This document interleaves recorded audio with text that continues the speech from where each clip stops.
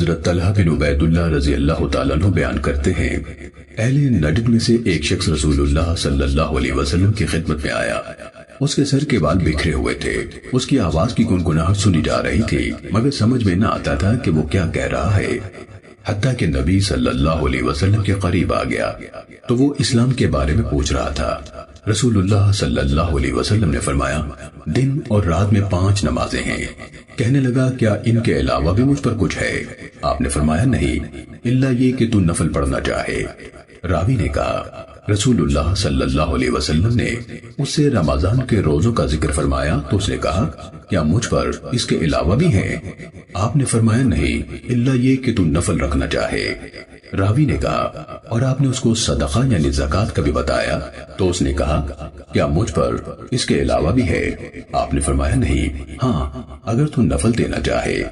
چنانچہ وہ آدمی واپس ہوا اور کہہ رہا تھا، اللہ کی قسم میں اس سے زیادہ کروں گا نہ کم۔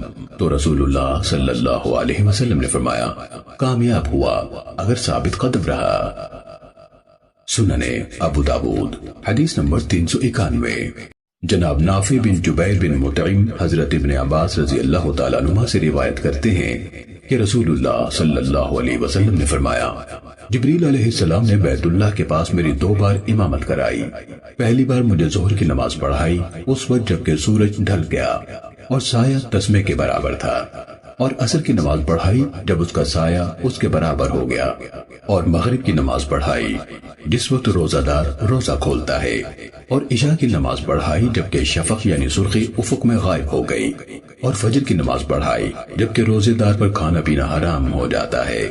جب دوسرا دن ہوا تو مجھے ظہر کی نماز پڑھائی جبکہ اس کا سایہ اس کے مثل تھا، اور عصر کی نماز پڑھائی جبکہ اس کا سایہ 2 مثل تھا، اور مغرب کی نماز پڑھائی جبکہ روزے دار روزہ کھولتا ہے، اور عشاء کی نماز پڑھائی جبکہ رات کا تہائی حصہ گزر گیا، اور مجھے فجر کی نماز پڑھائی اور خوب سفیدی تھی۔ پھر جبرائیل علیہ السلام میری طرف متوجہ ہوئے اور کہا، اے محمد، آپ سے پہلے انبیاء کی یہی اوقات ہیں، اور نماز کے اوقات ان دونوں وقتوں کے مابین ہیں۔ سننے ابو داود حدیث نمبر 393۔